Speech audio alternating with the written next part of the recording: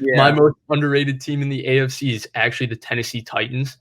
And to me, their team underrated in the NFL. Like their quarterback to me is so underrated. Ryan Tannehill to me is as a top 10 type quarterback in my opinion. with the right pieces. Right. I think AJ Brown is really good, and I think everybody kind of acknowledges that he's good, but nobody acknowledges how good he is. He might be a top 10 wide receiver in the NFL, Yeah, or he's he's solid. definitely in the conversation. Like he's awesome. I think their defense hasn't played up to the kind of players they have this year, but I think Desmond King is going to help. And I think you want to Yeah, talk about an underrated safety combination. Kevin Byard is really good, and mhm. Kenny Vaccaro is all right. And the two linebackers, I think Rashawn Evans is a good player, and I think Jayon Brown is one of the most underrated players in the NFL. And then, yeah, they lost Jarrell Casey up front, but I Yeah, think he's a huge. I'll talk He is more a about huge Jeffrey player. Simmons a bit later. I think he's Yeah, one of the most underrated players in the NFL, and I think he's a superstar. I don't think people have recognized it yet. But I think Tennessee, because of one thing, I think Vrabel is a great coach, and because they can run the ball with Henry, and they have a clear identity of what they want to do, yeah, and that's run the football and throw the ball down the field off of play action. I think they have a puncher shot against anybody in the playoffs.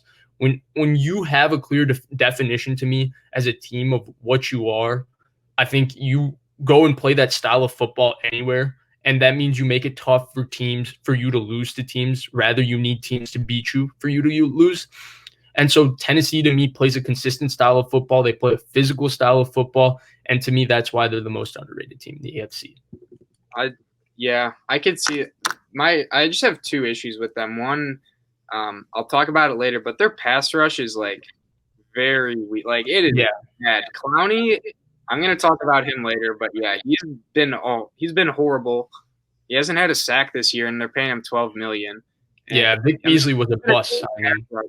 he's never been a great pass rusher, but like you did think at least like he'd have a sack. And then Yeah. Vic Beasley, who they signed, I'm pretty sure they He's cut it. awful. Yeah, he had one good year where his sack to pressure ratio was just like he was getting a sack every pressure. He had like 15 sacks, but like Right. Right. he's literally not done like a thing in the NFL. Right. Um, But those 15 sacks weren't indicative of how well he actually was yeah, playing. like every single time he beat his man, he got a sack, which like Right. does not happen. Like every single we already said that, but yeah, he's not good, and that's like a huge problem.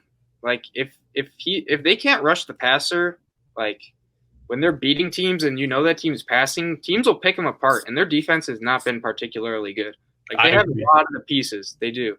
Simmons, like their secondary is solid, and they just got King for a sixth rounder, which is like that's great value, even if they don't re-sign him. But yeah, they're going to be interesting, and they just made a run in the playoffs too, so they have like some experience, which I think that's pretty underrated and invaluable to have gone Yeah. to the championship, even though they lost. Like they lost to the Super Bowl champ, and To win 2 road games too yeah, they in the beat the playoffs. Patriots and they shut down the Ravens. So Yeah.